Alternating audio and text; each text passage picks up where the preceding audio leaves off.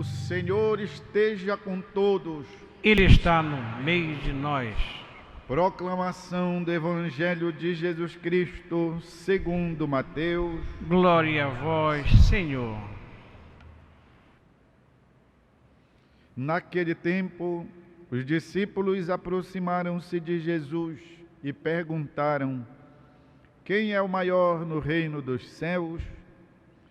Jesus chamou uma criança, colocou-a no meio deles e disse: em verdade vos digo, se não vos converterdes e não vos tornardes como crianças, não entrareis no reino dos céus.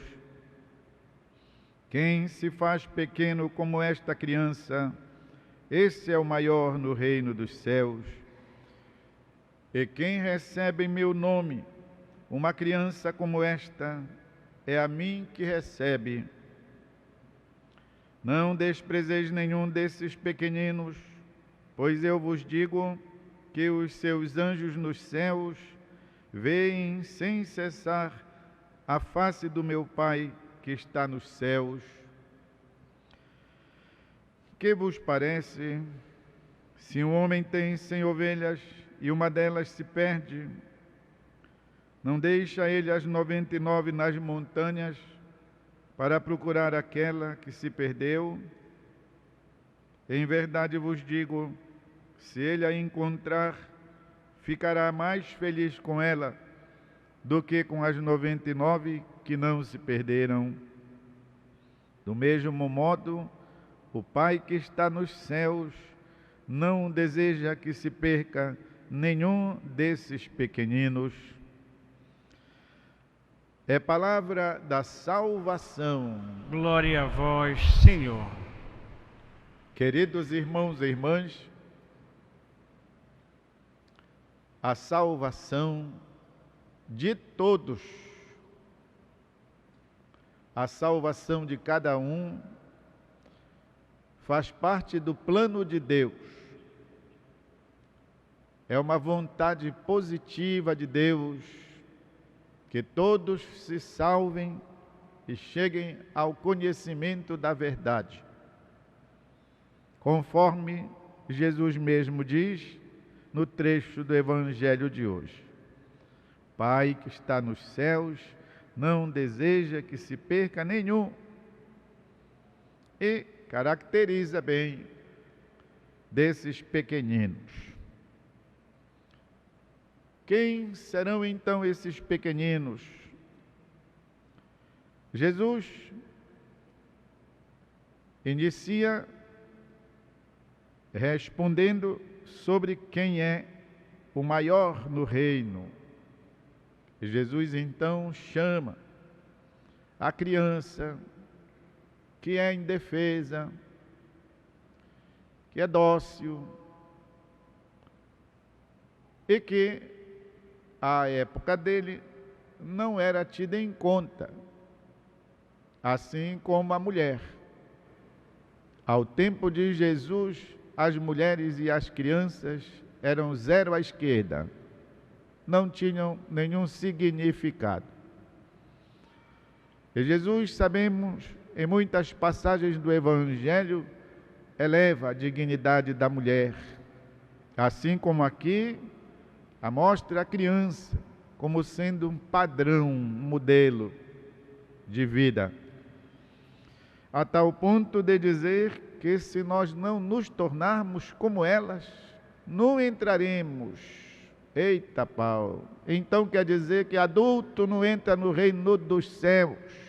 Gente grande fica na porta, não entra, conforme a palavra de Jesus. O que isso quer dizer, meus irmãos e irmãs? Jesus não está valorizando a infantilidade, atitudes infantis que são próprias das crianças, caprichosas, tolas e outras coisas mais, carentes ainda de educação e de formação. Jesus está falando de um modo de viver. E na tradição cristã houve quem entendesse nisso uma escola de espiritualidade. como temos o testemunho Santa Teresa de Jesus Menino, ou como chamamos Santa Teresinha de Jesus, o nosso bispo barnabita, Dom Eliseu Maria Coroli, que aliás fundou uma congregação, um instituto feminino, com a vontade de que pudessem viver essa espiritualidade, que ele chamou da infância, espiritualidade da infância. Portanto, o perfil da criança é escolhido como uma maneira de a gente ser cristãos, uma maneira de nós vivermos a espiritualidade do Cristo. Ele que abençoa as crianças, que até mesmo as acolhe quando os discípulos diziam: leva daí essas crianças. Jesus diz: trazei-as, e impunha as mãos sobre elas e as abençoava, dizendo delas: é o reino dos céus.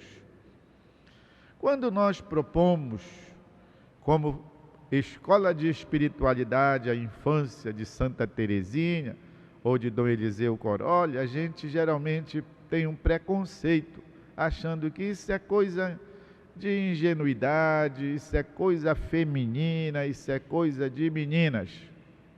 Meus irmãos e irmãs, eu certa vez, lendo um livro do Padre João Moana, Padre João Moana foi um grande sacerdote maranhense de origem libanesa, padre e médico, homem de vida espiritual elevada. Eu o conheci certa vez lá em São Luís, na casa dos Capuchinhos, Padre João Moana. E ele fazia uma reflexão, dizendo que este tipo de espiritualidade faz com que nós nos enganemos. No seguinte sentido: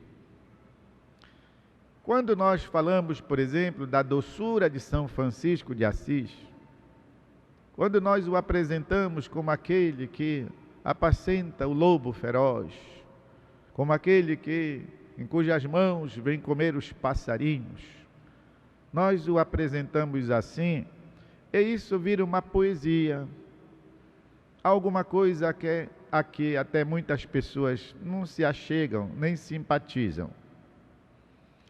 Quando dizemos que Santa Teresinha sorria, que Santa Teresinha oferecia as coisas simples, nós ligamos essa ideia à questão das florezinhas, não é isso? Até a chamamos a florzinha do Carmelo. Ele dizia: isso é um engano, isso é um engano.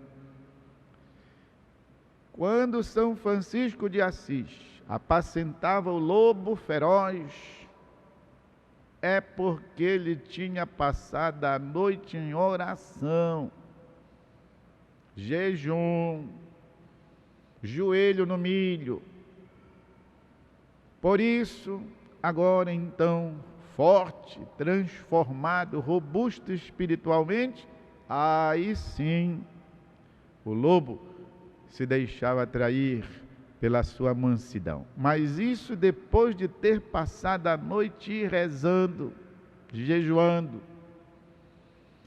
Do mesmo modo, Santa Teresinha de Jesus sorria, mas sofria tremendamente as dores da tuberculose que a acometeu durante os últimos anos da sua vida, as dores da tuberculose, os escarramentos de sangue e, especialmente, o que a atormentava era a aridez espiritual, a secura do espírito, nenhuma consolação, e a tentação de que abandonasse o seu amor por Jesus. Ela dizendo: o demônio tem umas mãos que são comparáveis a uns alicates, e alicate é feito de aço, dizia ela, e me pega e me aperta. E era depois de aguentar estas coisas que então podia sorrir, não obstante a dor. Pôde sorrir para a freira que jogou sopa no rosto dela. E dizia o Padre João Moana: esses que nós achamos que são feitos de poesia, na verdade, eles eram feitos como barras de aço. Barras de aço. Portanto, viver a espiritualidade da infância não é uma coisa ingênua. E tem mais, nem é para todos. Nem é para todos. Portanto, meus irmãos e irmãs, bem, tinha razão Jesus de dizer que se vocês não se converterdes e não se tornardes como elas, não entrareis no reino dos céus. E é interessante como depois disso, Jesus conta a história da ovelha perdida, a ovelha que se perdeu. E por que se perdeu? As ovelhas sempre andam em grupo. Elas dificilmente caminham separadas. E quando se perdem, é porque abandonaram o grupo. E se o lobo devora alguma, é porque elas saíram da comunidade delas. Porque o lobo não assalta um rebanho. Ninguém rouba um rebanho inteiro. Rouba-se uma ou outra ovelha quando ela se separa do bando. De modo que então é exatamente para corroborar, para reafirmar a doutrina, se não vos converterdes e não vos tornardes como as crianças. Ou seja, Papai do Céu não gosta de gente autossuficiente, altiva, arrogante. Acabam fazendo um mau fim. Quando nós nos distanciamos de Deus, do bem, da comunidade, acaba mal para nós. Mais uma vez o convite para nós nos convertermos, nos tornarmos como as crianças, no sentido de sabermos que dependemos da comunidade, dependemos dos nossos pais, dependemos dos nossos empregados domésticos, dependemos do padeiro, dependemos de Deus, sem o qual a nossa vida se perde. Pois vejam só, meus irmãos e irmãs, quanta profundidade tem nesta espiritualidade da infância. Tornarmos-nos, sim, dependentes, porque dependentes nós somos desde que nascemos. Nascemos de alguém, nascemos do ventre de nossa mãe. Se não tivesse sido isso, não teríamos a vida. Se não vos converterdes e não vos tornardes como as crianças, ficareis engatados lá na porta. Não entrareis no reino dos céus. A nós, a escolha.